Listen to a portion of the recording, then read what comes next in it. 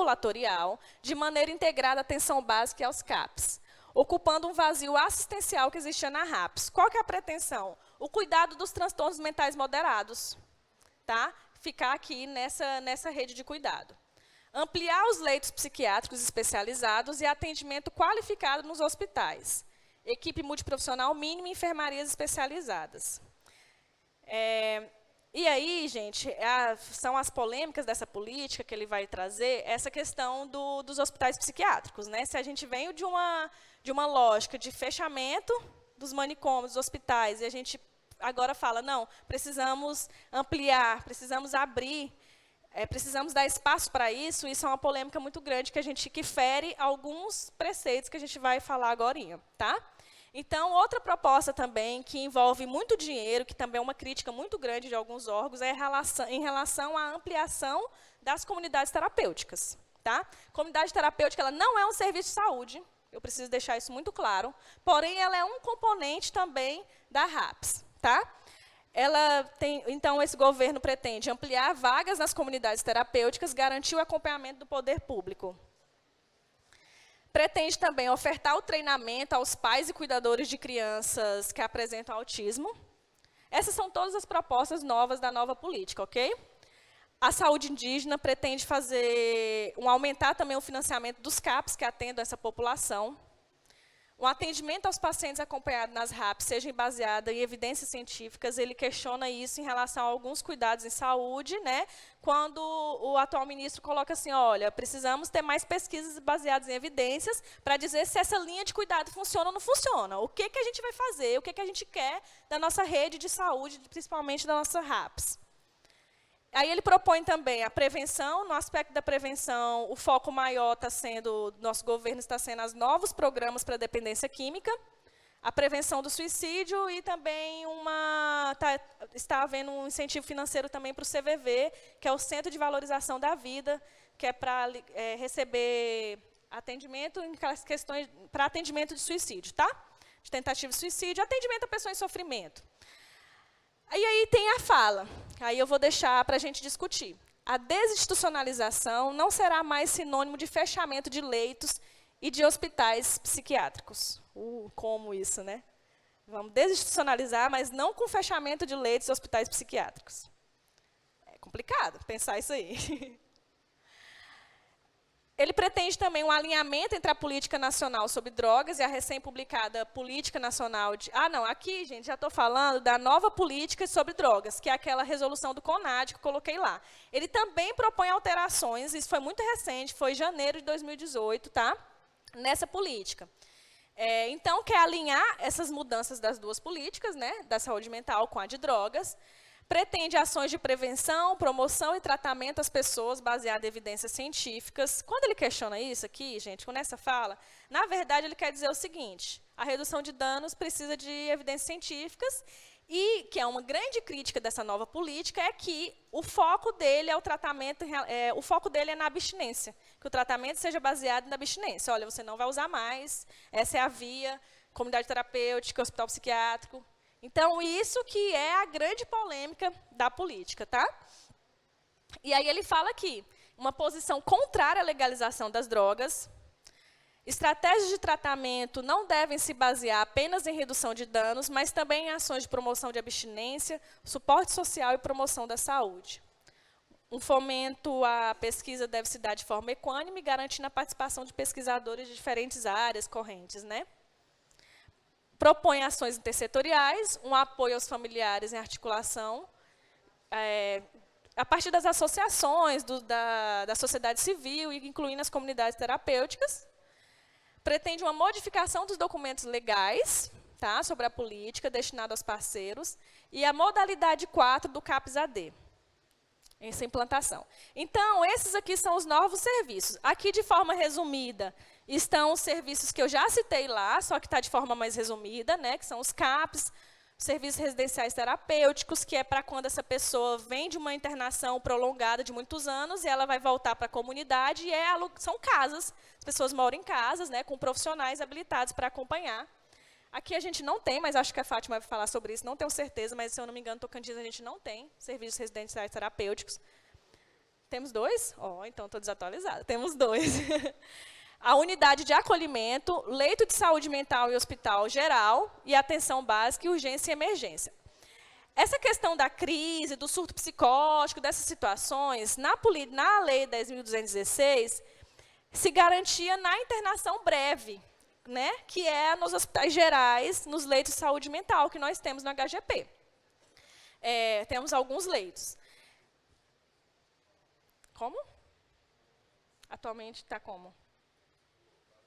Lotado, né? Nesse sentido, sim, esse é um desafio, né, que vocês vão falar na próxima mesa, os desafios dela funcionar. Mas, enquanto lei, trazendo na parte teórica para o público compreender, nós temos essa lógica de cuidado, tá? E aí, os novos serviços que essa alteração da política nacional que o Quirino coloca, o tempo, é sobre hospitais psiquiátricos, então, a implantação de hospitais psiquiátricos, de hospital-dia e de unidade ambulatorial. Está acabando. Nós temos algumas críticas.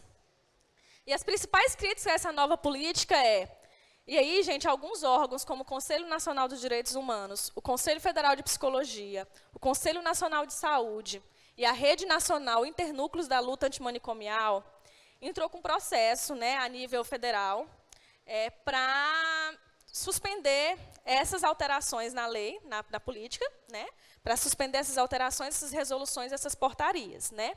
Por quê? Eles colocam que esses conselhos, essas representatividades, inclusive eu sou do Conselho Federal de Psicologia, né? Represento um desses. Como que a gente entende isso? Que os dispositivos sofrem questões de ilegalidade, ou seja, fere a própria lei, aí vocês me desculpem se eu falar alguma coisa do direito errada, mas de um modo assim, fere a própria lei, que é o que é válido, que é a Lei 10.216, tá? E é inconstitucional também, porque não houve um processo de controle social nessas alterações, com a participação da comunidade, com a participação das associações, enfim, a participação social, os serviços, o controle social, né? Não houve esse momento. Então, isso é uma crítica muito ferrenha, porque não se pode fazer mudanças, alterações, sem essa efetiva participação do controle social, tá? A nova política nacional sobre drogas também tem um foco na abstinência, em detrimento da redução de danos, isso também é uma crítica, tá? Não que não tenha que ter, mas assim, a gente precisa discutir melhor e amadurecer essas questões, essas estratégias de cuidado. Uma outra crítica em relação a que essa nova política e essas alterações, ela atende a um mercado econômico. Ela atende a investimentos grandes financeiros, em locais, em hospitais, em criação de equipamentos que envolvem a questão econômica, né? Eu vou pagar diária, eu vou pagar... Então, o governo ele vai desmontar de recurso para isso. Está acabando. Por exemplo, a eletroconvulsoterapia, foi bem recentemente também colocada essa questão aí, que foi proibido, né? O serviço de saúde e territorialização, e então, essa questão da segregação social e da reforma psiquiátrica. Então, essas são as principais críticas. Ora, se a saúde mental ela avança dizendo que o sujeito ele tem que ser livre, ele tem que estar na comunidade, ele tem que estar vivendo, precisa haver serviços substitutivos, serviços comunitários para o seu cuidado, isso é uma crítica muito grande quando a nova proposta é criação de hospitais psiquiátricos, ambulatórios, né, e outras coisas, principalmente a questão do hospital psiquiátrico e o ambulatório. Bom, tive que correr, né, mas espero que minimamente vocês tenham compreendido que a gente tem a Lei 10.216, com algumas diretrizes, né, o que a gente tem que fazer, os serviços que compõem, e a gente teve alterações em 2017 em relação a essa lei, que está ainda em discussão se vai se manter ou não, né? Houve aqueles órgãos que pediram para suspender essas resoluções e portarias. Aí, então, tem mudanças nos componentes da RAPS em relação a essa nova lei, e algumas críticas bem rápidas que eu trouxe aqui, mas só para a gente ficar atento, que olhar, que lógica, que ideologia, que cuidado que nós queremos quando a gente fala de saúde mental, tá? Muito obrigada. Meu contato, se precisar de alguma coisa. Deixa para Daniela, obrigado pelas intervenções. Passando a palavra para a Fátima e para o Matheus, para nós promotores, é muito difícil entender o fenômeno da saúde, das políticas públicas, a legislação é esparsa. Eu acho que no Ministério Público uns 5 ou 6 promotores dominam o assunto hoje em dia. Então, a gente tem uma carência de conhecimento mesmo, né? Então, eu queria que vocês dissessem como é que anda o que ela falou aqui no nosso estado, especificamente, qual é a nossa realidade. E que abordassem também, para o nosso público, a importância daquele matriciamento, que eu acredito que seja uma coisa que o Ministério Público tem que correr atrás, porque o matriciamento é multiplicador de boas práticas, né? Então, com a palavra, Fátima e Mateus. Ficar de pé também. Boa tarde a todos e a todas. Prazer falar sobre saúde mental, minha familiar. Mas para sabermos como chegamos até aqui, com esse formato dessa rede, vamos fazer uma memória. 93, quando eu cheguei aqui em 94, nós tínhamos também uma rede. Só que era uma rede centrada na doença. A pessoa não era, o indivíduo não era a pessoa, era uma doença. Então, para tratar a doença, eu tinha que medicar, eu tinha que trancar. Nas clínicas, tinham aqui em Tocantins, tinha grades nos quartos. Também tinham as camas de alvenaria, onde pessoas até morreram, né, de tanto sofrimento. Então, o sofrimento da pessoa era contido através de outros viés só pela doença. Aí nós começamos a discutir, vamos desconstruir algumas coisas, porque as construções são importantes, gente, mas as desconstruções também. E começamos a desconstruir certos conceitos, certos olhares, e chegamos até onde estamos aqui. Que aí a gente tem um olhar na pessoa. E como a gente vê a pessoa, então ela vê, a gente está vendo as peculiaridades dela, as singularidades, as necessidades, e tem mais uma roda de ampliar esse atendimento. No Tocantins, nós temos uma rede de atenção, começando aqui pelo Bico do Papagaio. Nós temos, vamos falar no geral, nós temos 10 CAPs, que temos atendimento de todos os tipos de atendimento, transtorno mental, pode ser álcool e outras drogas também, né, porque a gente tem que incluir crianças, adultos. Quando o CAPS 1, ele atende todo o público. Temos também CAPS 2, temos, deixa eu vir para cá, porque fica melhor para eu dar uma olhada.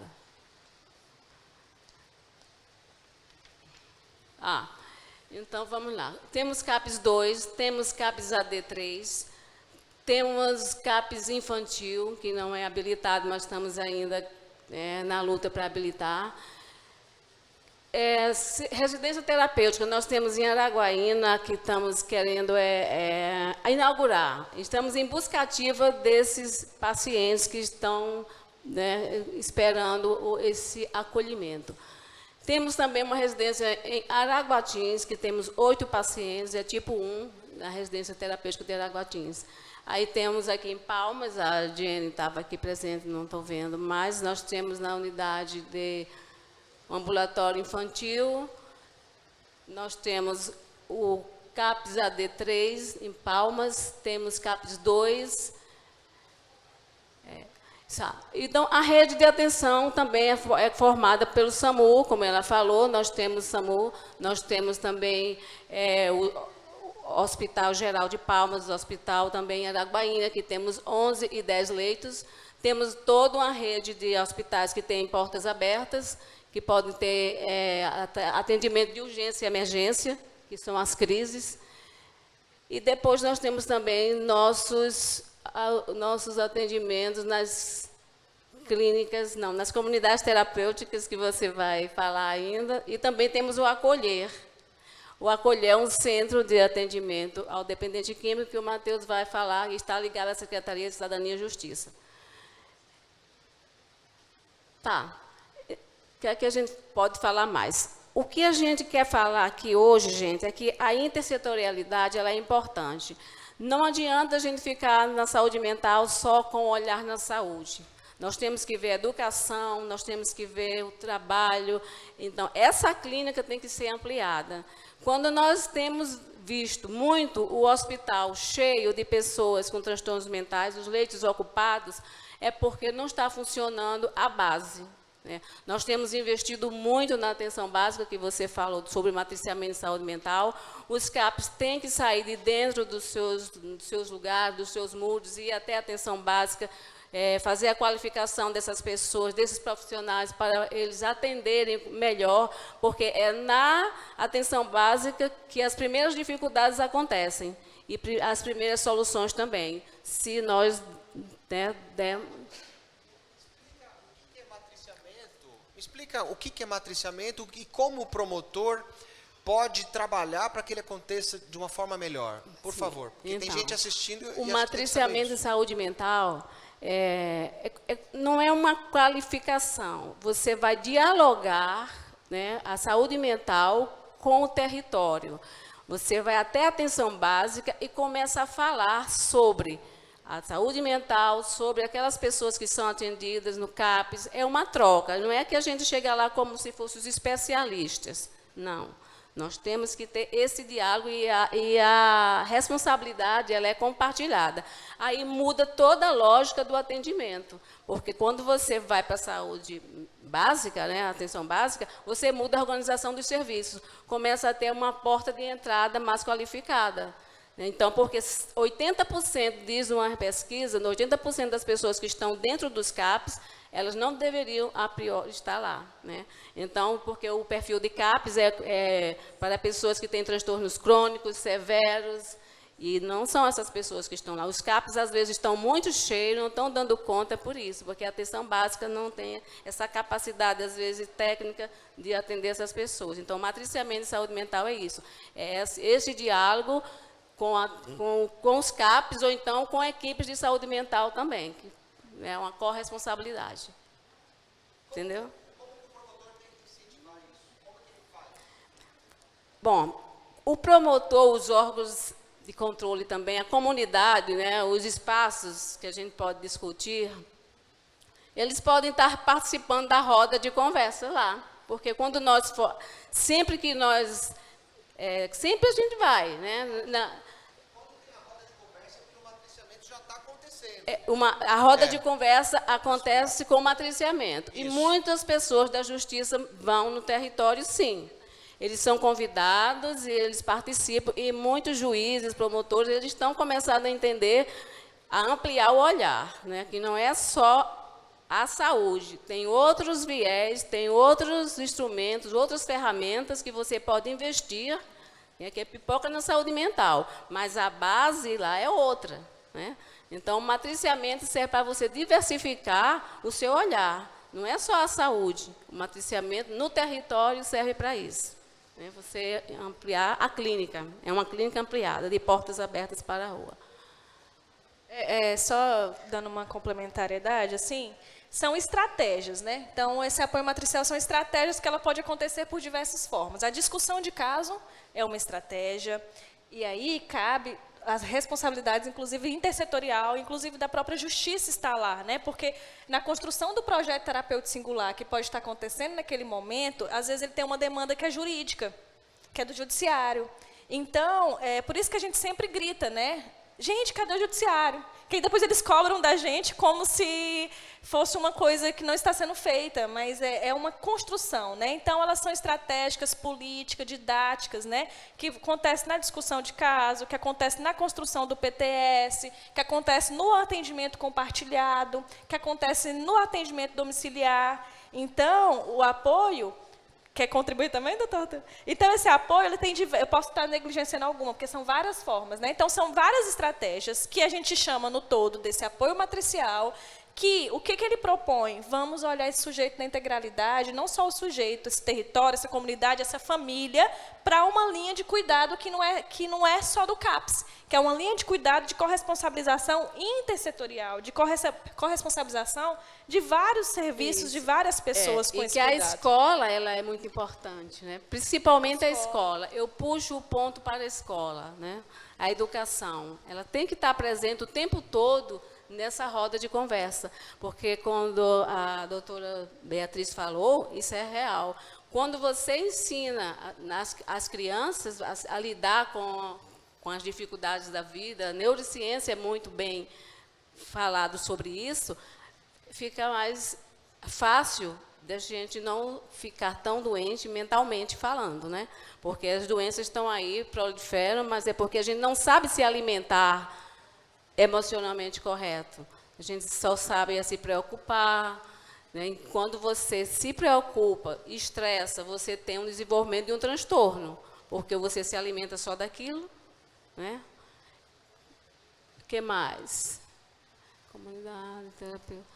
Bom, a nossa rede de atenção é composta por todos esses pontos que eu falei, mas temos que melhorar. Penso que avançamos, lá de 93 até agora, estamos num formato diferente de rede e que vamos lutar como a Daniele falou, que nós temos tantos desafios com essa nova política, mas que a luta vai continuar, nunca para. Eu estava lá em 76, no Rio de Janeiro, e já tinha começado essa luta. Então, estou aqui até hoje e vamos lutar pela dignidade dessas pessoas, dignidade humana, gente. E aos 64 anos, me sinto com motivação plena para continuar lutando na saúde mental. Muito obrigada. Pessoal, quantos aqui são estudantes? Levanta a mão. Isso é importante. Porque uma coisa é a gente ter esse tipo de diálogo com os profissionais que estão atuando, que eu acho muito importante ter esse diálogo, né? O matriciamento é um exemplo de diálogo entre os profissionais, porque necessitam de estar dialogando, de estar tendo aquela mesma fala, mas ter o público estudantil aqui, o público acadêmico é importante, que justamente para parar e analisar de quem estamos realmente falando aqui, qual o sentido de ter todo esse debate, justamente para falar do sujeito que está passando por aquela dificuldade. Então, uma palavra que é unanimidade, a gente debatendo antes, falava, não, realmente, para estar aqui, tem que estar por amor. Para trabalhar com saúde mental, tem que falar de amor. Então, por isso que eu estou fazendo esse apelo humanitário mesmo, para tocar no ritmo de vocês. Para trabalhar com saúde mental, tem que trabalhar com amor. Para trabalhar com meu público específico, que é dependente químico, tem que falar de amor. A Dani falou de um viés da saúde mental que vem do Ministério da Saúde, que falou da Lei 10.216. Mas existe uma outra lei, também, muito famosa, chamada Lei Antidrogas, que é a Lei 11.343, né, que vem da Senad. Essa lei, ela fala de 4 diretrizes básicas quando se fala de dependente químico. Ela fala que para trabalhar com relação à política sobre drogas, a nível nacional, municipal, estadual, tem que trabalhar 4 viés: prevenção, tratamento, reinserção social e repressão.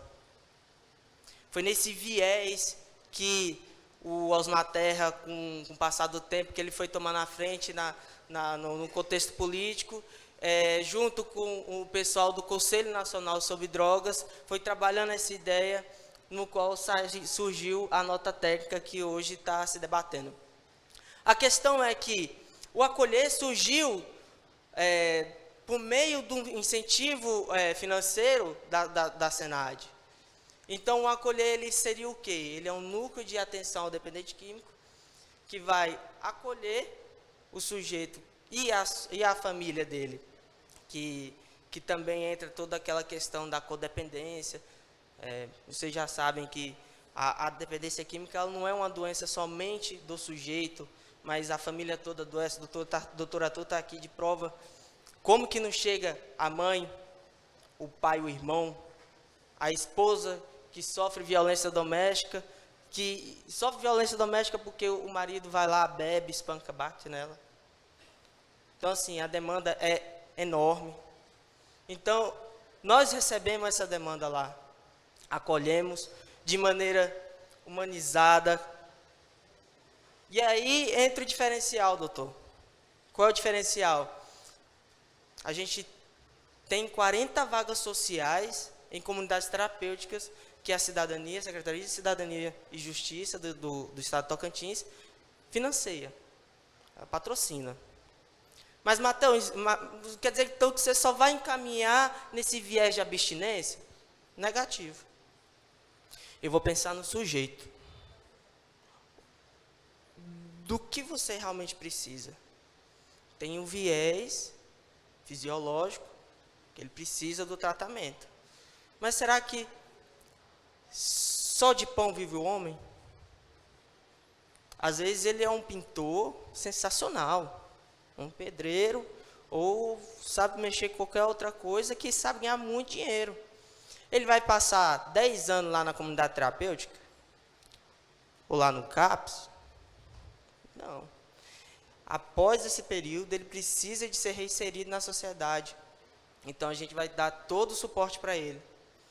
Mas o caso do sujeito não é para ser encaminhado para uma comunidade terapêutica. Às vezes, bastava ter uma orientação psicológica e encaminharia ele para um serviço de apoio. Nós vamos procurar fazer um PTS, que seria isso, com equipe, com enfermeiro, psicólogo, psiquiatra, assistente social. Então, ele passa por toda uma equipe para depois ser direcionado a serviço. Fátima matou a charada. Intersetorialidade. Vocês sabem o que é intersetorialidade? Não? Mais ou menos? É justamente todos os setores pensarem e terem um objetivo em comum. Matou a charada. Eu sou da Cidadania e Justiça. Fátima está lá na CESAL. O usuário é um só. Eu vou ficar de birra com ela? Faz sentido? Ah, e o sujeito que, desculpa o termo, mas que se... Não, não pode. A família, infelizmente, eu não posso fazer nada por ela. Só por ele, que ele que é o dependente químico. Está errado. Todo o sistema tem que trabalhar junto. O sistema de justiça, o da assistência social, o da cidadania e justiça, da saúde, da educação. Todos têm que conversar juntos. Por isso que foi a primeira fala que eu fiz aqui. Tem muitos estudantes aqui? Porque essa fala tem que ser contínua. Logo, logo vocês estão no mercado de trabalho, tomando um lugar aqui nosso. E quanto mais gente interessada por essa causa, mais a gente pode deitar com a cabeça mais tranquila no travesseiro. Porque quanto mais gente tem nesse tipo de debate, não pensando em egos, e pensando mais em trabalho, e pensando no sujeito, porque a doutora Ana fez uma palestra sensacional. Tem alguém livre aqui de ter algum tipo de transtorno de ansiedade? Tem alguém livre aqui de ter algum tipo de transtorno? Não. Todo mundo aqui dentro dessa sala está passivo a ter qualquer tipo de transtorno. Então, todo mundo aqui dentro dessa sala está passivo de ser um usuário do sistema de saúde. Tá? No mais, eu agradeço a oportunidade aqui e passo a palavra para você. Perdão, pessoal. Uma informação básica. Hoje, no Tocantins, possui 11 comunidades terapêuticas, sendo um em Araguaína, um em Paraíso, uma em Indianópolis, uma Fazenda Esperança em Indianópolis, uma em Gurupi. Em Palmas tem uma feminina da Fazenda Esperança, a Casa Crê, que é aqui em Palmas também, no Taquari, tem a Rema, que é aqui também na região de Palmas, no Taquari, tem duas na região, na estrada de Aparecida do Rio Negro, que é a do Leão de Judá, e a outra Casa Crê, que é a masculina, e só. Muito obrigado, Mateus. Se você quiser falar o site onde o pessoal pode encontrar essas informações, seria até também proveitoso. Gente, obrigado pelas intervenções. de vocês, mas ainda tem um painel todo para acontecer e, de preferência, ele tem que acabar antes das 6, né? Porque hoje é sexta-feira e promete. Então, eu entrego para os amigos os certificados de participação. Para a Fátima, muito obrigado. Para a Daniela. Oi?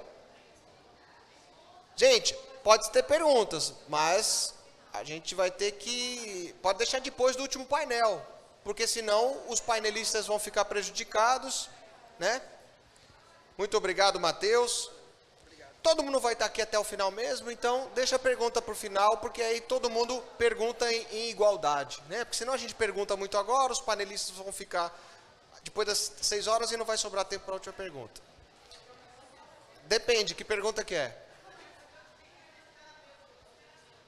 Qual site que ela encontra?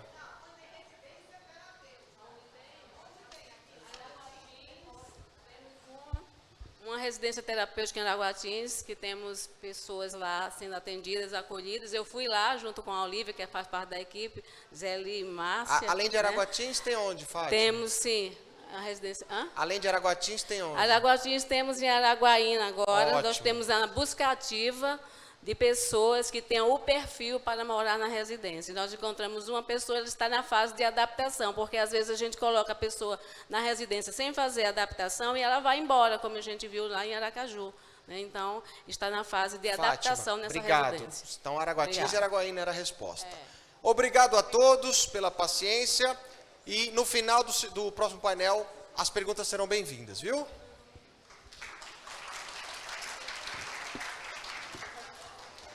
Seguiremos então com o segundo painel temático a partir de agora.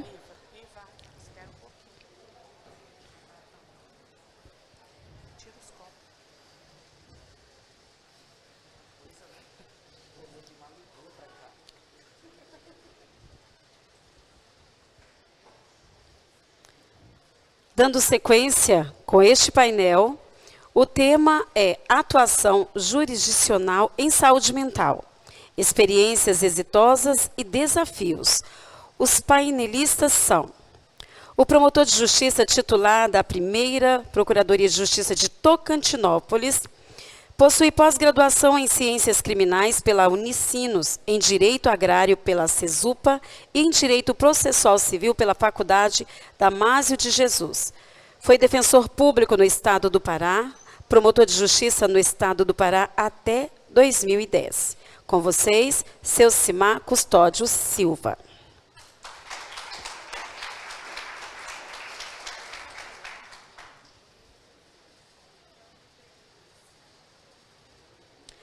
Compondo também esse painel, a promotora de justiça do Ministério Público do Tocantins, atuante na área da saúde, pós-graduada em Direito Sanitário para membros do Ministério Público pela Universidade de Brasília e Gestão em Saúde Pública pela Universidade Federal do Tocantins e em Auditoria em Saúde pela Universidade Federal também do Tocantins, Maria Roseli de Almeida Peri.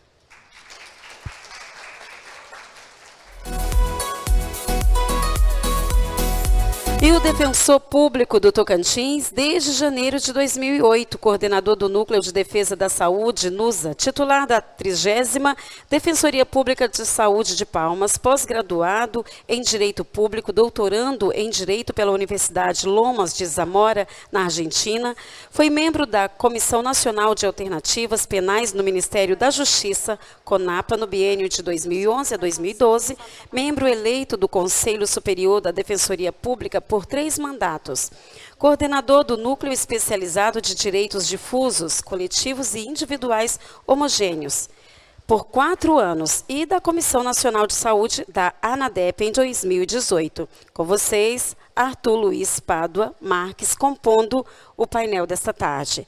Com a palavra, o painelista e mediador deste painel, o promotor de justiça, Ceucimar Custódio Silva.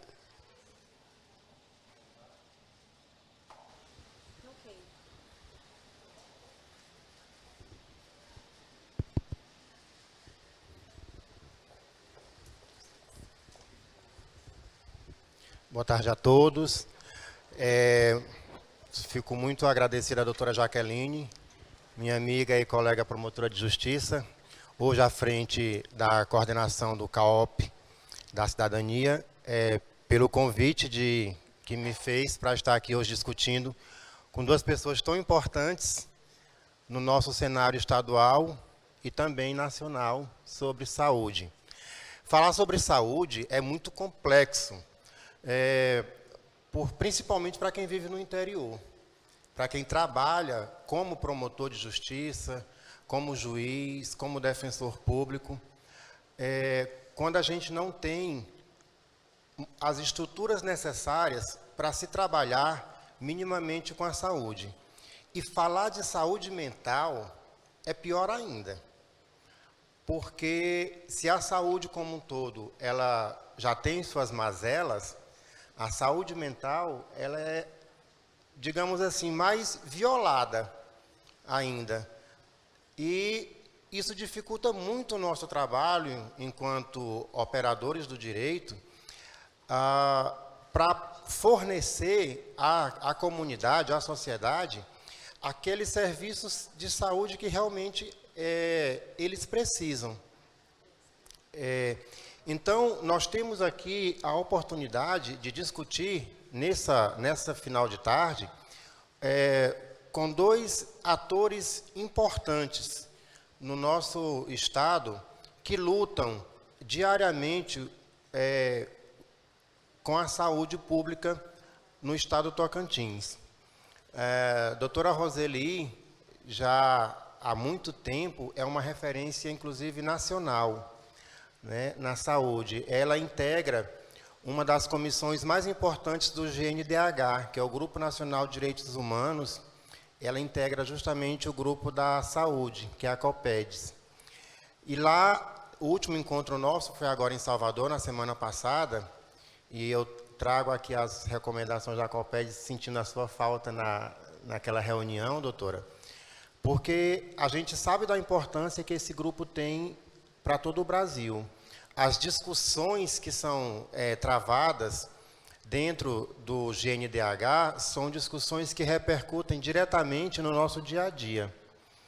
Então, ter a senhora aqui para discutir um pouco e principalmente falar das boas práticas, né, aquilo que a senhora tem feito e que tem dado certo na capital para incentivar o trabalho de quem está lá na ponta.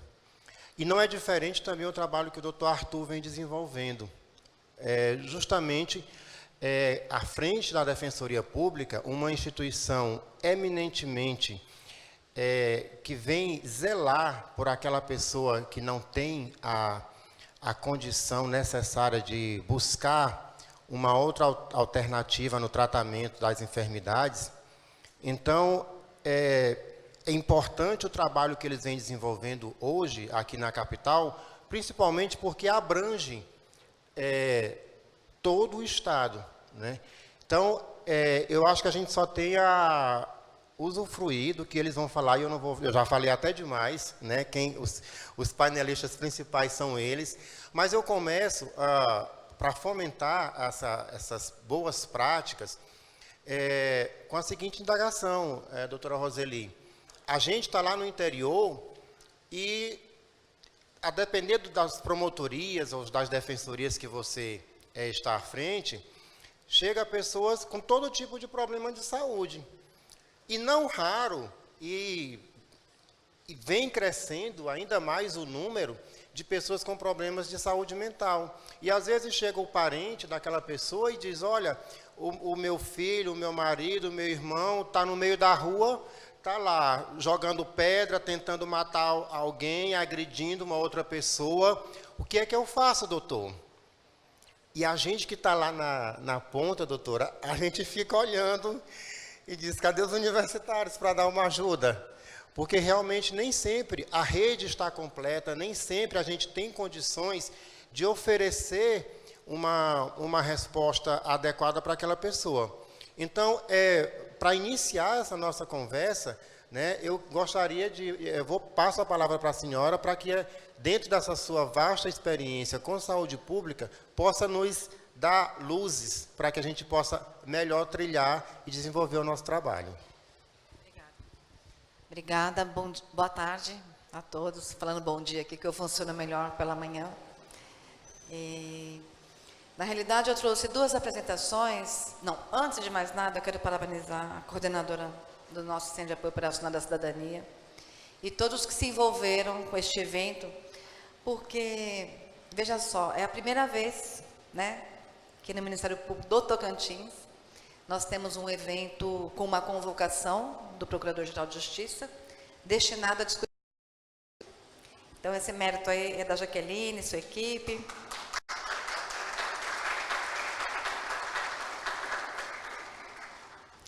Porque realmente é um tema sensível, que as pessoas que atuam têm dificuldades, seja na gestão do executivo, seja enquanto órgão de controle.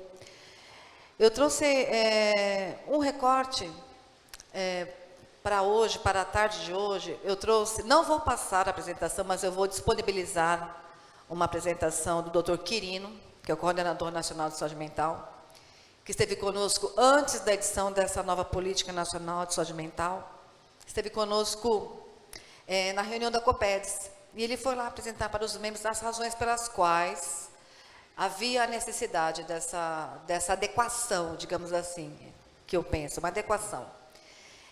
Não obstante tudo que foi falado aqui, a parte histórica do movimento da reforma psiquiátrica, a apresentação da rede e as críticas que foram postas aqui, inclusive até a própria judicialização, notas técnicas, voltadas para tentar desconstruir o que está proposto atualmente pelo Ministério da Saúde.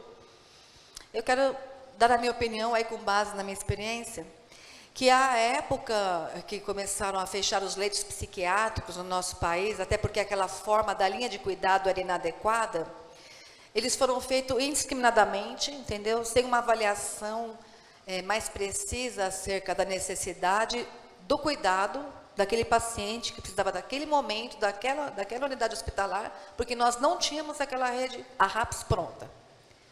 Como ainda não temos. A RAPS ainda não está implementada em todo o país, tampouco implementada. E quando implantada e implementada, muitas das vezes, os processos de trabalho, ou seja, a forma como essas unidades de saúde atuam na área da saúde mental são totalmente inadvertidas. Então, quando o Dr. Quirino apresentou lá na CIT, que é a Comissão Intergestores Tripartite, os desvios que existem, tá, nessa RAPS em todo o país, que impõe a atuação do Ministério Público na questão da obrigação de fazer, na questão criminal, no campo da improbidade, tanto federal quanto estadual, é assustador. Hoje, infelizmente, não dá tempo que eu leia o artigo, a justificativa, que quando ele apresentou, eu vou disponibilizar os slides, ele fez toda uma explicação. E, posteriormente, em razão dessa polêmica instalada, ele vem e escreve uma nota explicando todas essas iniquidades graves, muito graves, que ocorrem no nosso país, razão pela qual nós temos aí mais uma readequação aí para ajustar a saúde mental. Então, quando existe uma fala, eu quero também contrapor a palestrante do outro painel, uma crítica construtiva. O hospital psiquiátrico, a Daniela, está aí, a Daniela? Já saiu? Porque nós não queremos, porque o hospital psiquiátrico é lucro, vai dar lucro, a iniciativa privada é lucro. Gente, o nosso país é capitalista, na nossa Constituição foi permitido que o sistema nosso fosse misto, de modo que nós podemos sim fazer parcerias público-privado, e não é crime lucrar nesse país, não. Então, essa crítica nós precisamos pensar muito bem antes de se posicionar. Então, assim, como estamos num momento de mudança, o maior poder que nós temos é o do conhecimento. Nós não podemos ir no canto da sereia, daquela primeira pessoa que vem, daquela opinião. E, como disse a doutora aqui, né, nós vemos tudo como uma manada, né? Como é que ela disse? Uma manada seguindo, né? Então, assim, na realidade, para nós nos posicionarmos a favor ou contra qualquer situação, nós temos que conhecer a fundo. E eu, já quero aqui de público, me posicionar favorável a essa adequação que está sendo feita atualmente na Política Nacional de Saúde Mental. E a razão ela é simples. Nas portas das defensorias públicas, aí, os defensores públicos recebem diariamente, os promotores de justiça recebem diariamente familiares responsáveis por pessoas que têm problemas de transtornos mentais e não têm aonde assistir essa pessoa. Aí vem lá um quinto elemento, um sexto, sei lá que elemento é esse, que são as clínicas de reabilitação, que nem integram as RAPs, que está segurando essa onda. Então, assim, nem uma coisa, nem outra. Nós precisamos, sim, de leitos hospitalares. Se os nossos hospitais gerais hoje, que é ali que deveriam abarcar, né, receber essa demanda, inclusive de internações compulsórias, involuntárias, eles não são suficientes para atender, nós precisamos urgentemente de um plano B, ainda que ele seja transitório. A Fátima apresentou aqui, ó, a RAPS aqui no Tocantins, mas ela sabe que essa RAPS é deficiente. Então, quando o Quirino foi lá na tripartite colocar as iniquidades, inclusive de mau uso de dinheiro público, problemas de alimentação em sistema de dados, do SUS, né, de sistema de informações, olha, gente, vocês lerem essa nota, vocês vão ficar horrorizados. E ele vai lá e traz essa proposta para readequar e assistir, é porque nós temos problema. E a época dessa nota, que antecedeu a política, eu instaurei um procedimento aqui na promotoria. Porque eu queria saber como é que estava a situação da RAPS aqui no Tocantins. E nós tivemos até dificuldade na metodologia, né, Fátima, na época, porque eu pedia alguma coisa, às vezes que ela não entendia bem o que eu queria, ela vinha com uma informação e eu, não é essa a informação que eu quero. Eu quero as inconformidades por município, tá? Na execução da Política Nacional de Saúde Mental, seja por qual unidade for. Porque a partir daí, nós, que somos promotores de justiça, sobretudo, que temos essa missão constitucional lá no 129.2, temos a obrigação de atuar. Ou seja, se no município não tem, ou se tem e não está funcionando como deveria, seja qual for o componente dessa rede, e aí eu vou até mais longe, eu vou nos processos de trabalho, porque às vezes tem tudo. Né, entre aspas, tem estrutura, tem dinheiro, tem medicamento, material, insumo, tem pessoal, mas não tem os processos de trabalho correspondentes para dar as respostas que a população necessita. Inclusive, lá na área da prevenção também, que se inclui a política. Aí eu vou dizer de uma denúncia, várias denúncias que eu recebi aqui na promotoria, que no CAPS Álcool e Drogas, aqui de Palmas, o pessoal usava droga lá dentro. E que os traficantes ficavam na esquina. É porta aberta. Eu fui lá. E realmente isso existia. As pessoas usavam maconha lá dentro do álcool e drogas. Não, doutora, mas acontece que na Europa é assim, ele não pode ficar em crise de abstinência, porque ele fica aqui dentro, mas não faz parte do processo de trabalho da política nacional de atenção a essa situação, liberar o uso de drogas, seja maconha, seja cocaína, qualquer que seja dentro de um serviço público. Isso não está escrito. Os profissionais afrouxam, mas tanto que eu perguntei, eu falei, onde é que está escrito que o usuário ele pode chegar aqui, usar droga e o traficante está na esquina aqui? Tanto que eu chamei a polícia. E nós fizemos um BO e eu encaminhei também para o promotor criminal aqui. Então, é isso que a gente vive hoje aqui. Agora, a questão das comunidades terapêuticas, que às vezes elas são muito criticadas, antes dessa proposta atual de ampliar, antigamente elas já existiam dentro da RAPS, não na proposta principal. Ela vem no segundo plano, mas elas sempre estiveram, né? E as comunidades terapêuticas, elas são portas abertas, não são portas fechadas. Então, veja só, precisamos sim desses hospitais, desses leitos psiquiátricos, para poder dar as respostas que a população precisa naquelas situações, o que não quer dizer que esses hospitais serão no modelo como era antigamente, gente. Isso é um absurdo. E não vai mais acontecer isso no Brasil. Isso é passado.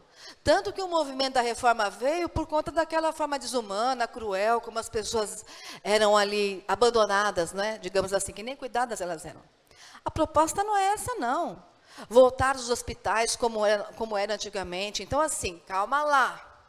Nós precisamos ter senso crítico, conhecer bem como era, como está posto, e o que nós precisamos, inclusive aí, ó, promotores de justiça, defensores públicos, para poderem atender o cidadão ali que bate na porta, os parentes desesperados, para saber para onde é que vai mandar essas pessoas.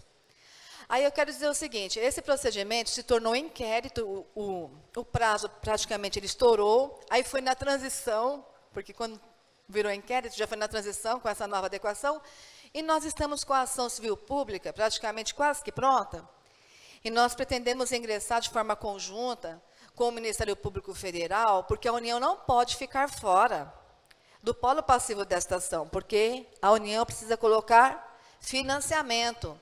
O Estado, né, que precisa também cumprir com a sua parte, que os leitos hospitalares que o Estado disponibiliza não são suficientes, e os municípios fazer acontecer aí tudo aquilo que diz respeito à atenção básica. Eu quero só lhe interromper um pouquinho, só para lhe fazer o seguinte questionamento, porque eu acho que é muito importante, principalmente para os promotores que estão nas comarcas nos assistindo, diferencie um pouco aquele modelo antigo de hospital psiquiátrico que nós tínhamos antes da reforma psiquiátrica, com esse que está sendo buscado a implantação agora, porque isso é importante no meu entendimento, porque a gente tem aquela visão de que o antigo modelo, e a gente sabe que era pernicioso, e não se diz, era segregado realmente ali, vários casos, as pessoas saíam ou não saíam piores do que entraram. E hoje a proposta é outra, então eu queria que a senhora diferenciasse um pouco, porque às vezes, quando chega isso lá no promotor, ele vai ter um certo receio em, meu Deus, eu vou estar jogando um doente, ao invés de dar um tratamento, eu vou estar resgatando para um sistema antigo. Muito bom. Bom, primeiramente, o promotor de justiça não precisa ter este receio, até porque a orientação nacional do Conselho Nacional do MP diz que o promotor de justiça deve visitar os hospitais psiquiátricos, então é nossa atribuição hoje, o que não era no passado, né, fazer as visitas nessas unidades de internação, né? Então, vindo os novos leitos, também teremos essa tarefa. Aqui no Tocantins, nós não temos muito desse tipo de situação, é diferente do Recife, Fortaleza, o Nordeste, assim, o Nordeste do nosso país ainda tem, até hoje, muitos hospitais psiquiátricos, daqueles antigos ainda, que os leitos não foram fechados e que os promotores de justiça visitam regularmente. Para quê? Justamente para ver a linha de cuidado. Porque naquela época não tinha linha de cuidado. Não tinha uma política de saúde, não é? Na realidade, exatamente, era segregação e maus tratos. E olha, muitas das vezes, os próprios familiares abandonavam, não é? Agora, existia uma forma de financiamento também naquela época, foi uma leitura que eu fiz, que a preocupação foi colocada aqui no slide anterior, na apresentação anterior, que realmente ganhava-se por internação. Razão pela qual, dizem aí, existem algumas coisas escritas nesse sentido, que naquela época, as populações de ruas praticamente não existiam. Porque até quem não tinha problema mental, acabavam sendo, me ajuda aí para nos recolhidos. Regimentado, acolhidos. Acolhido às Exatamente. Acabavam sendo recolhidos, né, pelos proprietários, os donos desses hospitais. Porque aquela pessoa significava um lucro para quem tinha um hospital psiquiátrico, sem nenhum controle por parte do poder público. Porque até então a União pagava, né? Porque a descentralização, essa questão do SUS, a questão da gestão, a direção única, é coisa recente, é coisa de 98, não é? Da promulgação. Naquela época tinha uma relação direta da União com esses hospitais e não tinha controle nenhum. É muito diferente do cenário de hoje, muito diferente. E veja só, quantas pessoas estão abandonadas nas ruas, aí, moradores de rua, com problemas mentais, e que ninguém vai lá. São Paulo, gente, está cheio. São Paulo está cheio, por onde você anda ali no centro de São Paulo. Em frente ao Tribunal de Justiça, em São Paulo, é cheio aquela praça. E pessoas com transtornos mentais. E aí? E aí, nós vamos continuar vendo esse cenário, sem tentar uma coisa diferente? Então, o que eu penso? Para finalizar, eu quero ouvir o Arthur e quero debater. Este aprimoramento, eu não vejo como uma nova política, eu vejo como um aprimoramento da nossa política nacional de saúde mental. Ela veio para suprir deficiências anteriores, seja qual for, por falta de implementação ou por falhas nos processos de trabalho. Ok? Agora, o que nós não podemos é deixar essa população desassistida, nessa questão da linha de cuidado dentro de um hospital, na medida em que os nossos hospitais públicos, os nossos hospitais gerais, não possuem leitos suficientes para atender essa demanda. Eu já quero passar aqui para o nosso mediador, porque o Arthur vai passar algumas experiências dele aí, com relação a essa tutela, o que ele vê no hospital. É muito complicado. Eu acho que o nosso debate é muito importante. Eu queria muito ler a nota, eu vou deixar a nota do Quirino, porque realmente valeria a pena, mas o tempo curto não é possível, e eu acho que o debate é o que existe de mais enriquecedor em momentos como estes, porque nós crescemos, nós trocamos ideias, nós nos aprimoramos, porque o conhecimento é infinito, ok?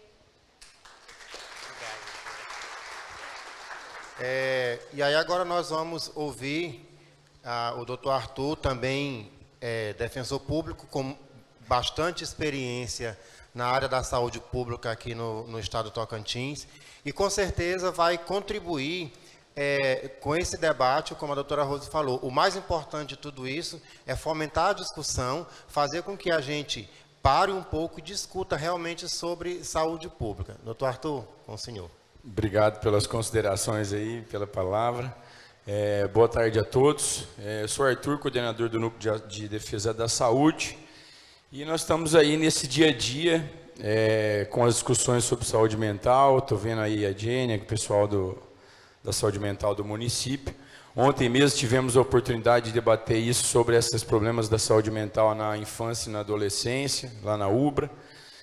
E assim, a judicialização, fazendo um contexto inicial do nosso dia a dia, nós temos ali os processos de judicialização, tanto individual quanto coletivo. Então, todo dia bate a nossa porta familiares de pessoas que usam droga, ou estão em situação de rua, ou que têm algum transtorno mental, e a gente promove o atendimento dessas pessoas, e encaminha os serviços, busca os serviços que existem, né, e se é que existem.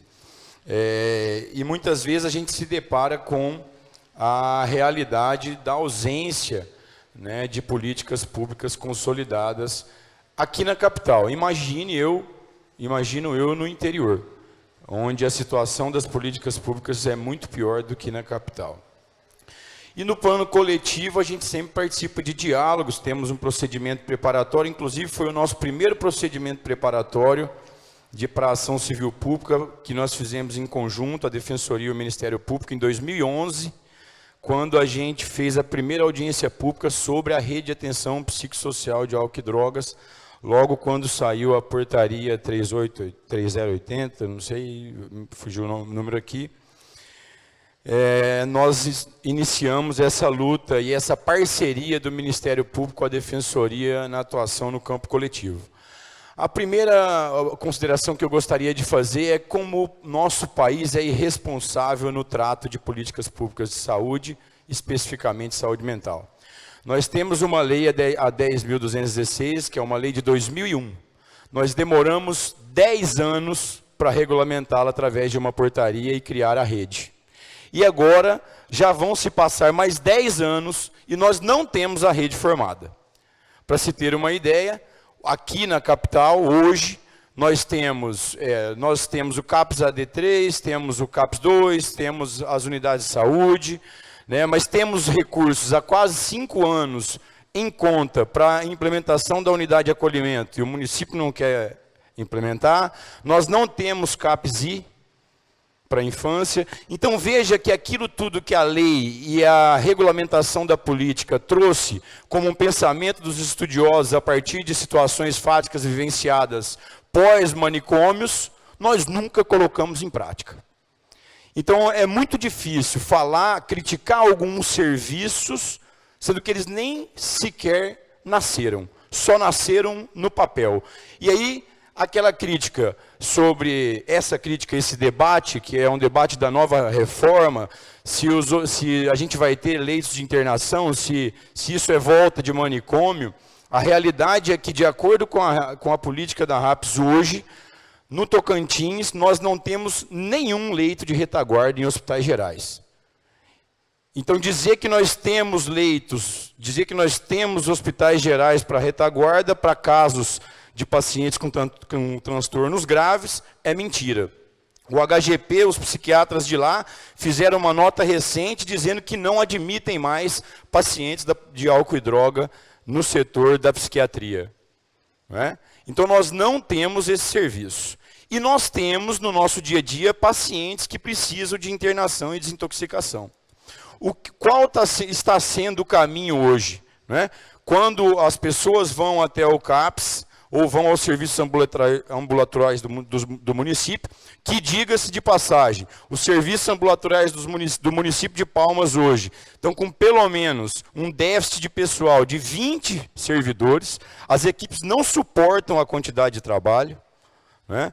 As buscas ativas que a gente pede, eles não conseguem fazer. Existe a equipe do consultório de rua, no papel e na prática, porém aquilo que eles dão conta é insuficiente, ou seja, não se consegue atender a demanda. Né? Então, o que acontece muitas vezes? Essas pessoas vão ficando na rua, vão se adoecendo cada vez mais, e aí vem os laudos dizendo que não há mais como fazer, e aquela pessoa agora ela está precisando de uma internação. Nós temos adotado a seguinte postura: internações compulsórias como a última rácio.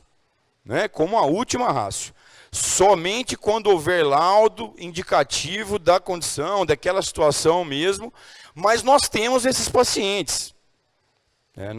Nós temos essa demanda. E para onde nós vamos encaminhá-las? Aí me lembro do nosso colega João Neumann, lá de Arraias, que me conta uma história quando eu estava por lá, de um assistido já antigo lá de Arraias, que nunca conseguiu ser tratado, nunca foi acolhido por um serviço de qualidade, e o juiz mandava interná-lo no HGP, ele vinha para o HGP e ficava aí na ala psiquiátrica do HGP, ou no corredor, né?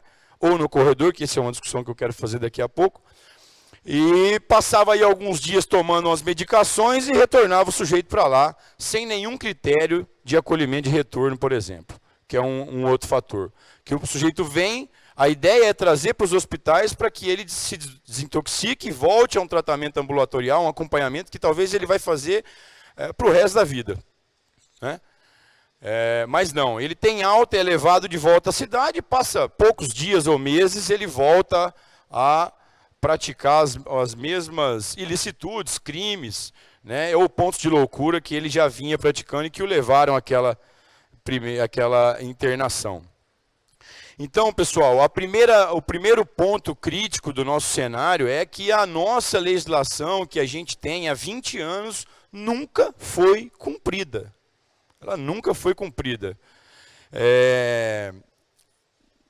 Em relação à nossa situação aqui no Tocantins, eu dei o cenário da capital, que é o melhor de todos os cenários. Imagine lá os promotores do interior. O que o promotor do interior, o defensor público do interior vai fazer?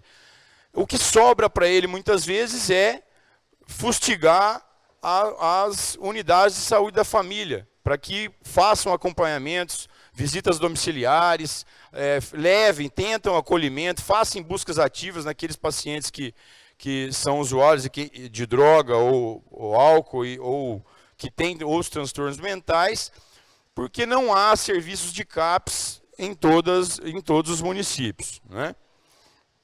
Em relação aos leitos psiquiátricos em hospitais gerais, ontem a gente teve uma discussão, a psiquiatra, que é psiquiatra do HGP, numa fala, mencionou que a gente tem que fugir daquele processo de higienização, de querer esconder o doente mental, né?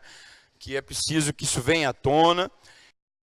Exemplo de que um certo dia no HGP pediram para que os pacientes do álcool e droga ou da saúde mental que estavam no corredor fossem levados à ala da clínica médica, né? E aí ela fez uma crítica dizendo, não, eles vão ficar aí, por que nós vamos esconder os pacientes?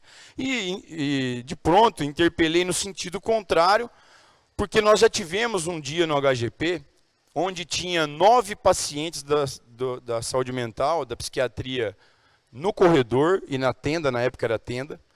E quando eu cheguei no hospital, eu vi uma pessoa que era do álcool e drogas, tinha vindo de Guaraí, um transtorno gravíssimo.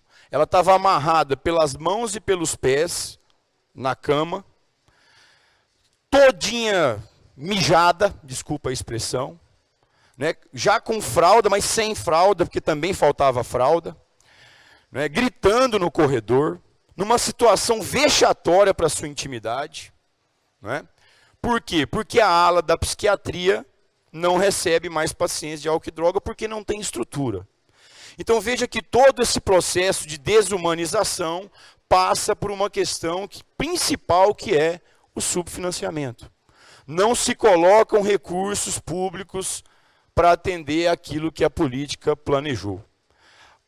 Aqui no Estado, em 2016, para falar de orçamento, no orçamento anual de 2016, me lembro disso porque fiz algumas medidas para suspender umas emendas parlamentares de alguns deputados, nós tínhamos 400 mil para atender a política de álcool e droga aqui no orçamento anual do Estado. 400 mil reais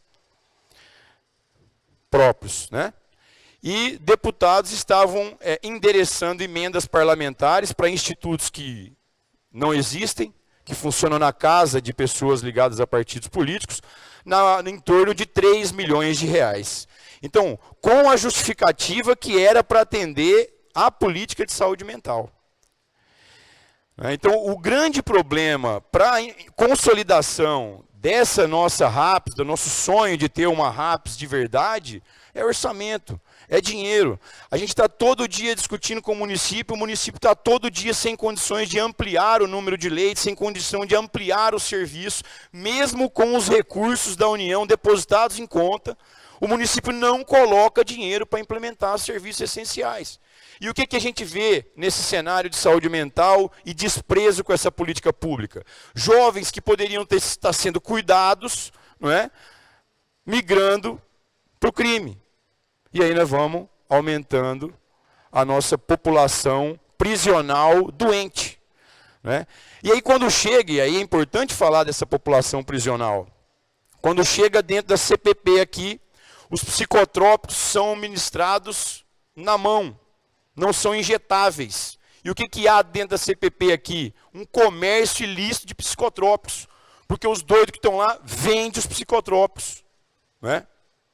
E aí, a partir desse gancho, sobre essa nova reforma, eu gostaria ainda assim, não tenho uma opinião consolidada, né? Tenho pavor de manicômio, tenho pavor da ideia de manicômio, eu acho que seria um retrocesso se voltássemos àquela era, né?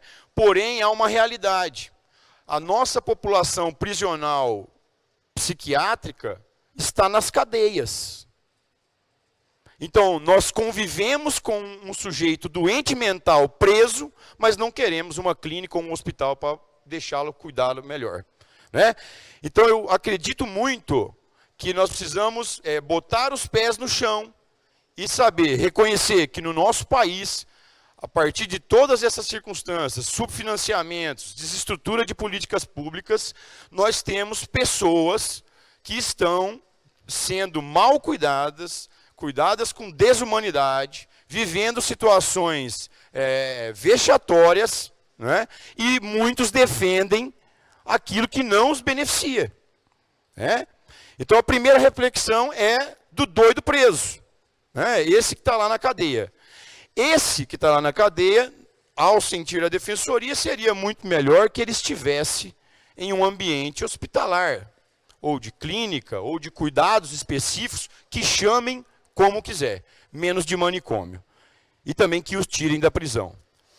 E num segundo momento, os nossos doentes crônicos que dependem da internação compulsória, isso também é uma realidade, né? O CAPS muitas vezes não consegue dar vazão a demandas de pacientes mais graves.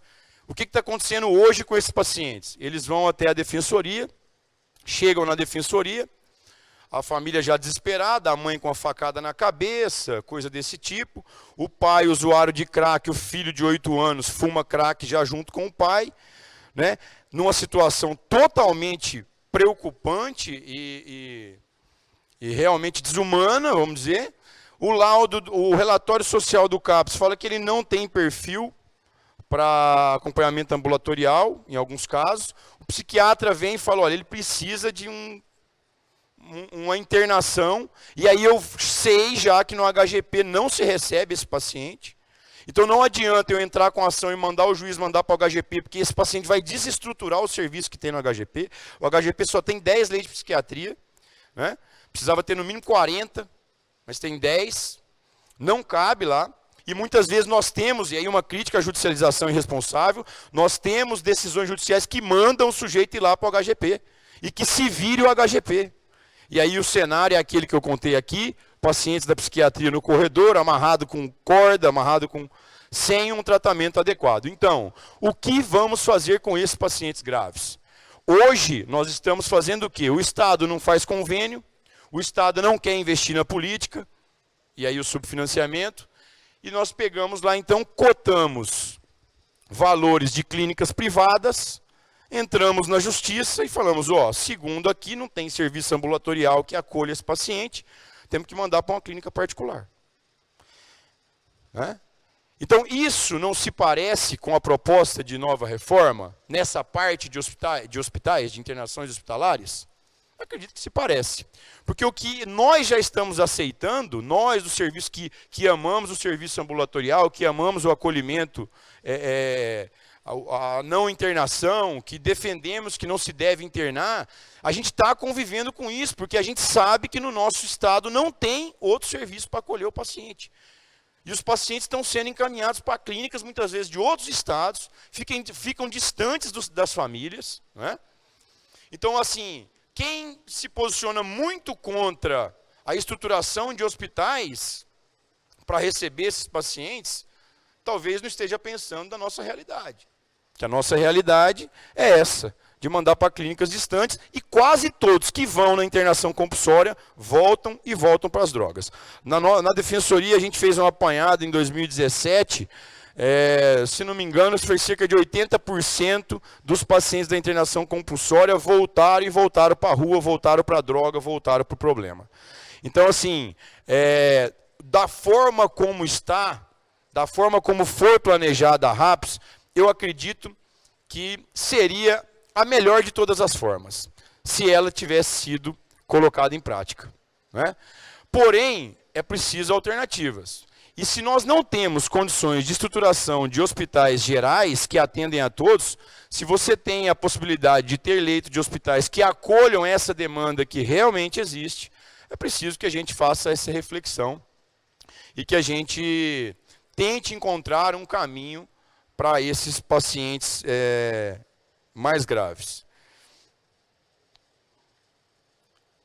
Uma outra questão que eu gostaria de falar é sobre os serviços aqui do Estado. Então, tem o Núcleo Acolher, nosso amigo Matheus, que é o coordenador do Núcleo Acolher, que dia 1º de janeiro se viu, acho que mandado embora lá, mandou todo mundo embora do Núcleo Acolher. Se ele não fosse concursado, ele estaria no prego também.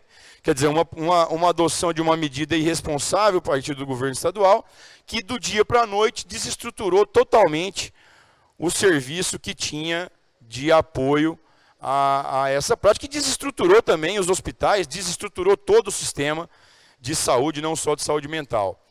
Mas esse núcleo acolher, as comunidades terapêuticas, tudo isso, na convicção da Defensoria, são serviços que somam a rede de atenção.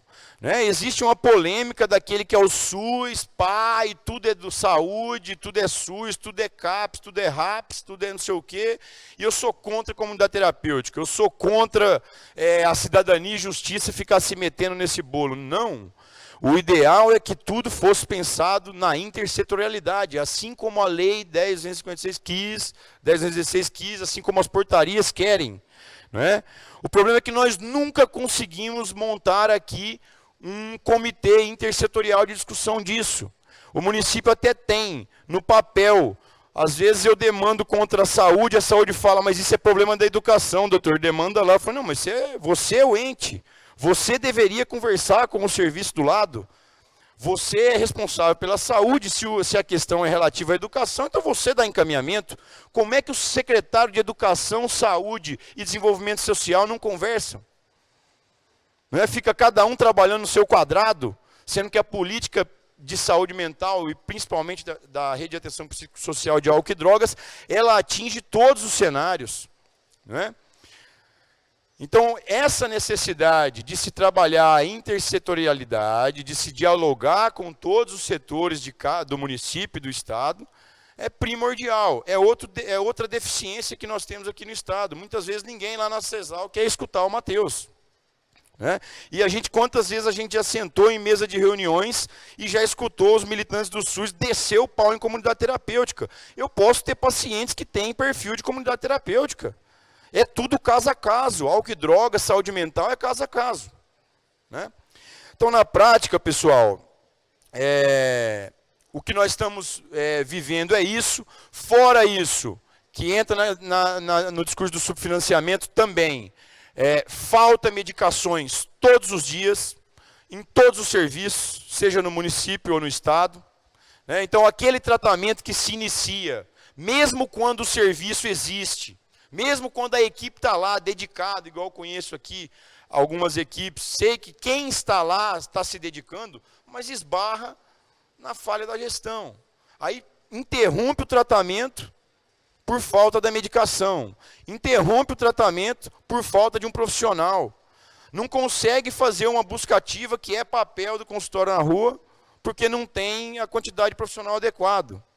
Não tem segurança. Outro dia estava tendo um problema de ameaça de um paciente. Lógico, você está mexendo com um viciado em droga, com um doido, você tem que ter uma equipe de segurança para poder fazer e conter isso. É polícia armada? Não. Mas algo pacífico, que pelo menos garanta ao servidor que ele não morra, ou que não tenha um homicídio dentro do serviço. Né? Então, a nossa visão dos serviços existentes hoje é crítica, e ao mesmo tempo seria uma saída que as gestões investissem de fato e concluíssem aquilo que já foi pensado há 20 anos atrás. Né? Como quase tudo no Brasil, a gente critica muito a legislação sem ao menos vê-la pôr em prática. Eu me lembro de uma fala do professor Frederico Marques, que é antigo, que ele falava que a lei de execuções penais era uma carta de intenções. Né? Que tudo aquilo que estava ali na lei de execuções penais era muito bem feito. Era uma excepcional lei de execuções penais, mas que nunca conseguiram colocar em prática. E eu vejo o mesmo cenário na política da RAPS, da Rede de Atenção Psicossocial de Álcool e Drogas. Infelizmente, todos os serviços que foram pensados, planejados, não conseguiram colocar em prática. Os déficits são diários, os nossos diálogos e demandas são diárias. Nós temos hoje na Central de Atendimento da Defensoria cerca de 150, 180 processos abertos de paciente de álcool e drogas, da RAPS. Né? Em todos os casos, a dificuldade de solução, de atendimento é grande. Muitas vezes, onde o CAPS AD3, que é onde tem que é uma porta de entrada importante, que é um serviço forte, organizado, trabalha legal, está nessa situação de não cumprimento daquilo que planejou por falta de estrutura, por falta de profissionais. Então, são essas as nossas considerações e a sugestão que se faz, eu não sei se teremos encaminhamentos ou não, mas a sugestão que se faz era que se montasse ou que se propusesse, talvez aqui pelo Calcide, ou juntamente com a Defensoria, da gente tentar implementar um grupo intersetorial que possa participar o Ministério Público, a Defensoria, o município, o Estado, não é? Os profissionais que são voluntários, as pessoas que estudaram, para a gente tentar fazer com que cada setor possa dialogar sobre esse problema crônico da nossa sociedade. Muito obrigado.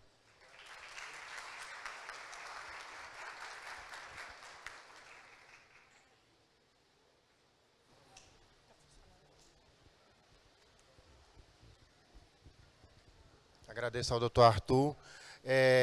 Na verdade, em razão do adiantado da hora, nós não vamos abrir para muitas perguntas, mas nós faremos a abertura para 3 perguntas e as pessoas que tiverem interesse em fazer outras perguntas podem fazer por escrito, coloquem o e-mail embaixo e a gente vai posteriormente responder a essas perguntas.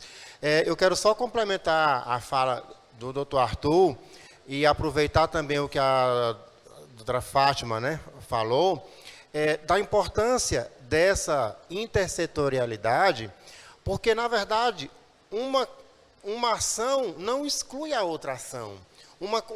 Aquilo que a Secretaria de Cidadania faz, não necessariamente vai excluir o que a Secretaria de Saúde faz. Ao contrário, elas devem se complementar, como bem foi colocado pelo doutor Arthur.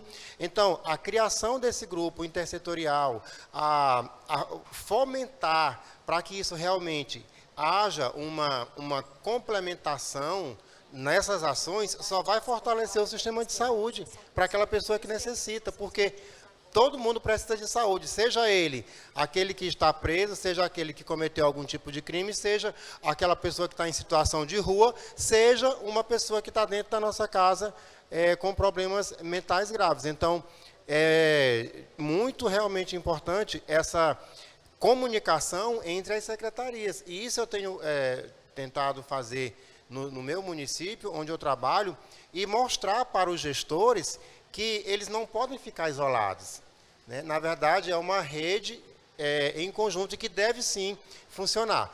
Mas vamos abrir agora para as 3 pessoas que vão fazer as perguntas. E aí, como eu falei, quem tiver interesse pode colocar, inclusive para os outros palestrantes, eu não sei se eles estão aqui ainda, mas por escrito também pode fazer, colocando o e-mail que posteriormente a gente responde. Boa tarde, vou ser breve pelo andar da carruagem do tempo. Eu sou Jane, eu sou gerente de saúde mental do município de Palmas. Eu quero agradecer muito esse evento. Eu espero que existam muitos ciclos de debate sobre saúde mental e atuação jurisdicional e que seja ampliado mais ainda a participação dos trabalhadores. Quero parabenizar os trabalhadores do CAPS 2, do CAPS AD, do CAPS I, que está aqui do outro município, que teve ontem no nosso evento. E eu quero ser muito rápida nessa avaliação e eu quero colocar alguns pontos, né? Que o Arthur também falou aqui no final sobre a questão do sucateamento que a gente tem na rede de atenção psicossocial atual. Se atualmente a gente já tem um sucateamento e com uma PEC que congelou os investimentos em saúde mental, minha pergunta ela vai ser bem específica, né? Qual que é a evidência científica que se tem que o novo modelo de atenção psicossocial proposto pela nota técnica vai dar certo? Porque a gente tem um modelo de atenção psicossocial hoje conquistado pela reforma psiquiátrica, que, infelizmente, a gente não tem o financiamento devido. Eu trouxe isso para o Arthur ontem, que a gente tem defasagem, inclusive da equipe mínima nos CAPs, e isso leva a uma fragilização. E uma outra pergunta que eu vou abusar é em relação à atuação do Ministério Público em relação às internações compulsórias. Porque pela política nacional de saúde mental e pela portaria de consolidação que foi publicada em 2017, o Ministério Público tem um papel ativo na provocação da criação da Comissão de Fiscalização das Internações Involuntárias e Compulsórias. E no estado do Tocantins não existe essa comissão. E aí eu queria saber quais são os movimentos que o Ministério Público está tecendo junto com a Secretaria de Saúde do Estado, que é um componente importante nessa comissão, porque a gente tem vários relatórios em relação à questão da efetivação das internações, a violação de direitos humanos, a questão do cárcere que ainda existe nessas internações. Então, são essas duas perguntas que eu queria fazer para fins mesmo de a gente ter um pouco mais de articulação. E eu sugiro que nos outros ciclos, que não demorem muito, porque essa é uma pauta que a gente que está na ponta clama o tempo inteiro nos nossos serviços para ter respostas. Tá bem? Muito obrigada. Boa tarde, meu nome é Margarete, sou enfermeira. E assim, na verdade, eu queria fazer algumas ressalvas. Na fala da Daniele, especificamente, e posteriormente para a fala do Dr. Arthur. Primeiramente, eu gostaria só de ressaltar que a Daniele fez referência à portaria 3088. Essa portaria ela foi revogada pela portaria de consolidação número 3 de 2017 e foi alterada pela portaria 3588 de 2017 também, tá? Então, assim, a nova política, ela vem mais... Foi alterado 2 dispositivos dentro da 3588 e está sendo bastante discutida na nota técnica 11 de 2019.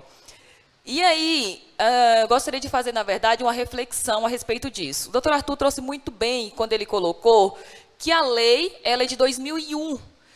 E a gente demorou 10 anos para implantarmos uma rede, que foi em 2011. E essa rede, até hoje, ela não funciona. E aí fica a pergunta, e agora vem... É uma rede com vários componentes, dentro desse componente tem vários dispositivos, dentre eles tem a atenção básica. Entretanto, durante esse período, se pensava só que existia CAPS, porque o tempo inteiro só se pensava do doente mental, tem que ir para onde? Para o CAPS. E os demais pontos de atenção? Está na hora de pensarmos. E a atenção básica? E os outros pontos de atenção? Então, assim... Como começar a discutir essa questão dessa nova política, trazendo essa questão de aumentarmos os leitos psiquiátricos? Tudo bem, eu até concordo de aumentarmos os leitos psiquiátricos em hospitais gerais, porque precisamos de leito no momento de crise. Entretanto, pensarmos de só aumentarmos os leitos e esquecermos desses outros pontos de atenção, que inclusive eu estava presente na primeira reunião de discussão na Câmara Técnica do CONAS, onde o Quirino foi mostrar essa nota técnica. E aí, na discussão, a gente perguntou para ele, por que não investir no monitoramento, nas ações que deveriam ser desenvolvidas nos outros pontos de atenção que são colocados dentro da rede, em vez de pensarmos de só aumentarmos leitos. Levando em consideração a questão do perfil epidemiológico, gente. Em 2030, estaremos em primeiro lugar. E aí, vamos aumentar leitos e mais leitos e mais leitos? Ou vamos fortalecer essa rede, como o doutor Arthur colocou essa questão? Falta de recurso humano, falta de medicamento. E aí, vamos colocar esse povo aonde? Vamos aumentar leitos, ou vamos fortalecer essa rede com os pontos que já foi dado? Pensando num tratamento, como diz a lei 10.216, um tratamento a nível ambulatorial. Esse tratamento, infelizmente, não dá certo, muitas vezes, por essa falta de articulação. Então, por que não o judiciário não cobrar ao gestor o fortalecimento dessa rede a nível ambulatorial?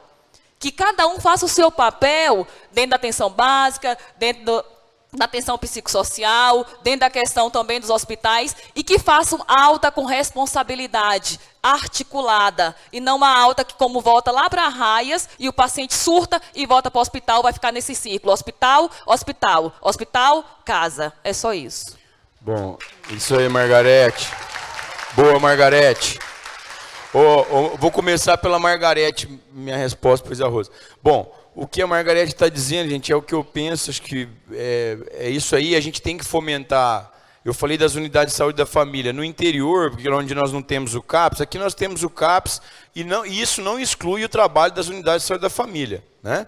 Mas no interior, o Diego estava falando, o que o promotor pode fazer, ou o defensor, eu faria era espetar o município para ter equipes, né? Equipes multidisciplinares, com médico para acompanhar, para fazer visita domiciliar, busca ativa, ir na casa, é muito fácil.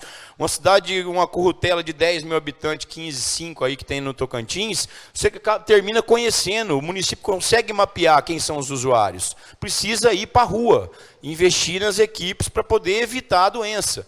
Porque se a gente deixar a população adoecer, é mais cara a internação hospitalar. óbvio, concordo com isso. Mas, no outro plano, nós temos a nossa realidade, que eu disse aqui, que são pacientes graves e crônicos, que nós precisamos também aumentar a leitos da psiquiatria. É uma situação real. Não é? Assim, pacientes hoje, o que nós estamos perdendo? Nós estamos perdendo muitos pacientes desses aí para o crime. O sujeito vai e mata a mãe. Eu tenho paciente aqui que esfaqueou a cabeça da mãe aqui, recente. Né? Paciente que mata o pai, de tanto usar droga, fica louco. E aí vai roubar, mata o vizinho, pula dentro. Não é? Então, quer dizer, esses pacientes crônicos, nós não estamos tendo para onde encaminhá-los. Os nossos serviços não estão conseguindo. Aqueles que têm laudo, estou falando de critérios, né? E no ponto da Diene, eu acho que as evidências científicas para o aumento de leitos dessa natureza, leitos de desintoxicação, e que sejam em hospitais, não sei onde vai ser, porque do jeito que está sendo em clínica particular, que qualquer um monta, que não tem nem, às vezes, alvará de vigilância, que não tem acompanhamento técnico, do jeito que nós estamos fazendo está muito ruim. Então, as evidências científicas, para talvez ampliarmos leitos em hospitais gerais ou em hospitais específicos, mas que tratem de pacientes com um transtorno mental grave, né, as evidências científicas são essas. São evidências do dia a dia, do seu serviço. No seu serviço ambulatorial, você tem pacientes lá que não têm perfil de tratamento ambulatorial. Aqui em Palmas nós temos. Para onde vamos encaminhá-los? Se o HGP, que é o maior do estado, os psiquiatras fecharam nota lá e mandaram nota para a gente, dizendo que não recebe mais paciente de álcool e droga. O que eu vou fazer com essa família lá? Ou o que eu vou fazer com aquele doente que está lá? Matando a mãe, estuprando a irmã, levando o filho de 8 anos para fumar crack, enfim. Nossa estrutura de serviço não permite outra interpretação. Ou então, pelo menos, né, vamos fazer funcionar a rede da forma como deveria, que aí que eu falei, estamos com um déficit de 20 servidores aí no nosso serviço ambulatorial do município, talvez chamar a prefeita para ampliar isso aí, né? Mas isso por si só também não vai fazer com que lida a existência de pacientes graves que precisam de internação. No nosso maior hospital do estado, nós não temos condição nenhuma de receber pacientes do álcool e droga lá. Bem, estão ouvindo? Eu penso assim, que a proposta colocada e o fortalecimento da atenção básica é permanente. Uma situação não elide a outra. E aqui no Tocantins, nós tivemos uma estratégia na atenção básica que virou uma ação nacional, que foi um modelo, onde nós, à época, levantamos as inconformidades da atenção básica dos 139 municípios, numa atuação conjunta entre o Ministério Público Estadual e Federal. E certamente os colegas receberam depois esses inquéritos, que precisam acompanhar permanentemente. E hoje, aqui no Tocantins, tem um link direto do CAOP da Saúde com a atenção básica do Estado, que é quem tem que fazer o monitoramento, controle e avaliação. Certo? Aí, respondendo a Diene, né, ela diz, por que não parte do Ministério Público a provocação da criação da comissão? Eu fico assim, pensando, hoje em dia, tudo tem que partir do Ministério Público. Aquilo que é o papel do gestor, tá, que é o dever de casa dele, que ele tem que fazer, ele fica esperando o Ministério Público judicializar. Ele fica esperando o Ministério Público judicializar até para fazer abastecimento de hospital. Então, me parece, e eu já dei entrevista a esse respeito, que o Ministério Público é um braço da gestão. Então, a coisa que tem que vir de lá para cá, não vem. Então, assim, precisa sim, nós temos gestores, né, com mais acertos, que realmente cumpram melhor com o seu dever de casa e que a coisa venha de lá para cá, pronta. Obviamente que nós participamos da construção, né, de muitas situações, dos processos de construções que envolvem aí as ações civis de saúde. Mas também fica cômodo. Fica cômodo para o Executivo ficar esperando o Ministério Público judicializar para fazer uma composição na Justiça, ou para justificar alguma limitação ou alguma dificuldade que ele tem para avançar em qualquer situação que seja de saúde. Ok, se for necessário, Jenny, vamos judicializar, né? Mas, na realidade, isso daí já tinha que estar pronto, o pessoal da saúde mental já tinha que ter feito esse movimento para a coisa acontecer. Hoje é um marco aqui, eu penso que é um marco importante, onde também está partindo do Ministério Público a iniciativa de trazer para dentro dessa instituição essa discussão mais aprofundada e que nós possamos também sermos mais eficientes na nossa atuação. Temos aí este inquérito, como eu disse, já mapeado as deficiências da nossa rede, aqui do Tocantins, e a partir daí os municípios que não têm os seus CAPs que deveriam ter, que não têm os seus serviços que deveriam ter, eles vão ter que se curvar à justiça, certo? Para que sejam implementados. E olha, é tão difícil assim trabalhar desse jeito, porque na realidade fica o Estado sensibilizando os municípios a aderir, porque às vezes o município nem quer aderir. Nós tivemos uma situação recente aqui do Requalifica SUS, que era para ampliação, reforma e construção de unidades básicas de saúde, que muitos municípios não aderiram. A União estava aí jogando dinheiro pela janela e os municípios não queriam, eles querem ambulância. Então, nós precisamos aqui no Tocantins, na realidade, mudar essa cultura da ambulancioterapia. E, a partir daí, começar, de fato, a fortalecer a atenção básica. Porque a atenção básica precisa funcionar em todos os municípios. Em todos. Porque aquele município que não funciona a atenção básica, nós teremos certamente muitos problemas de vigilância em saúde e de atenção à saúde. E quando a população adoece, acaba buscando serviços assistenciais em outras localidades. Eu acho que eu respondi, né, a sua pergunta, mas estamos aí. O Estado está praticamente todo judicializado e o município de Palmas também. Então, dependendo da ação civil pública, nós temos de sobra aí para fazer ajustes. Obrigada. Só o doutor Arthur vai finalizar aqui com dois minutinhos. Eu esqueci de falar. Opa, minha voz a DPU, a Defensoria da União, ajuizou uma ação civil pública para suspender essa nova medida. E eu até vejo que o principal dos fundamentos é a ausência de participação da comunidade através do conselho, porque isso não foi devidamente discutido. Então, assim, acho que tem uma grande chance disso vingar e voltar a uma discussão. Então, eu acho que talvez se a gente avançasse, né, a gente poderia, a minha sugestão ali, de criar um grupo intersetorial de diálogo, para a gente também monitorar isso, para que se essa política vier, que ela venha realmente para leitos hospitalares e não manicômios, e que as pessoas sejam cuidadas de fato, mas que haja pelo menos uma saída, né? Tanto para a população da cidade, quanto para a população presa também, que é uma preocupação grande. Ok, senhores, então, com isso, eu agradeço os nossos debatedores, doutor Arthur, da Defensoria Pública, muito obrigado por compartilhar sua experiência aqui conosco. Agradeço de modo especial a doutora Roseli, minha amiga com quem eu tenho aprendido diariamente. A gente costuma dizer que santo de casa não faz milagre, mas a senhora faz milagre sim, viu?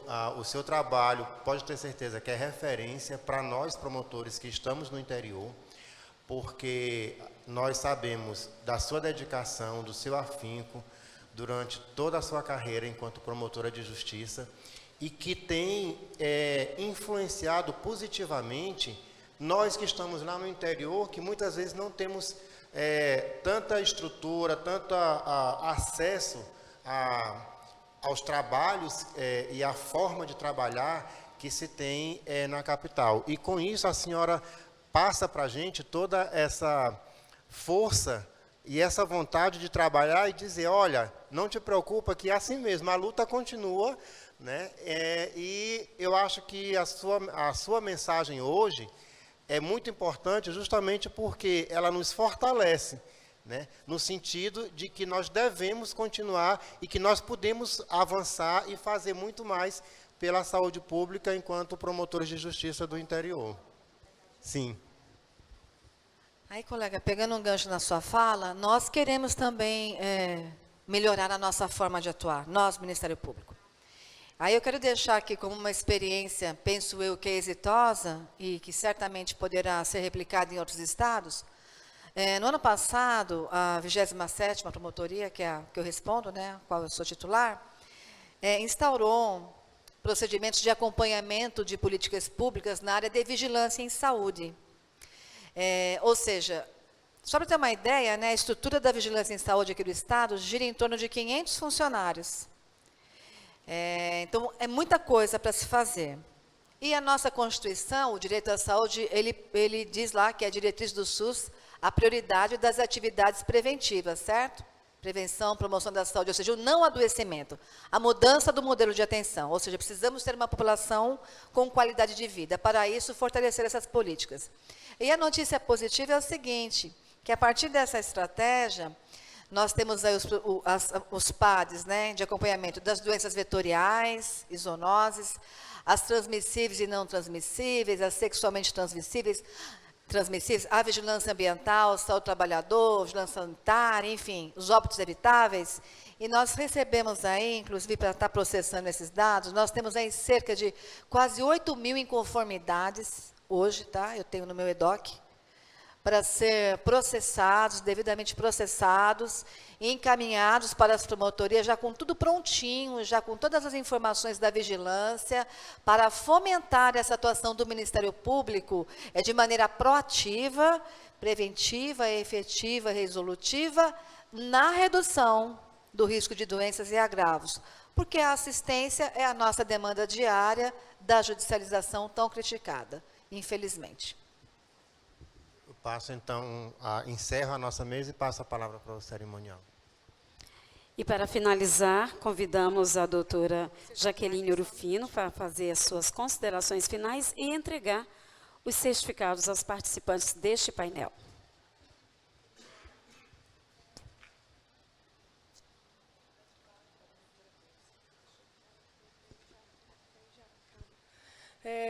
Vou ser muito rápida, até porque, em razão do adiantado da hora, mais uma vez agradeço a todos.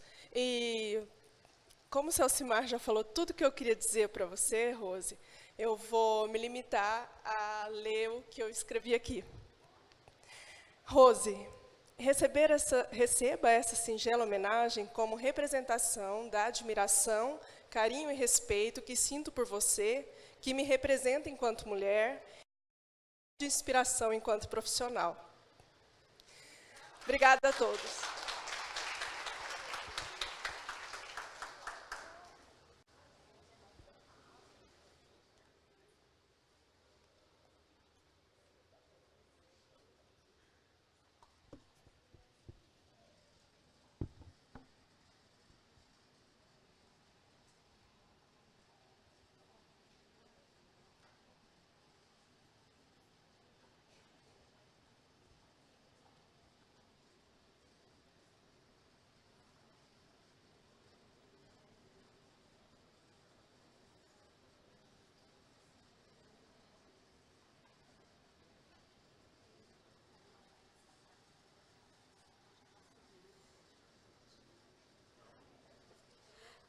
Todos estão convidados a se posicionarem lá fora. Temos um coquetel, o lanche, encerrando os nossos trabalhos.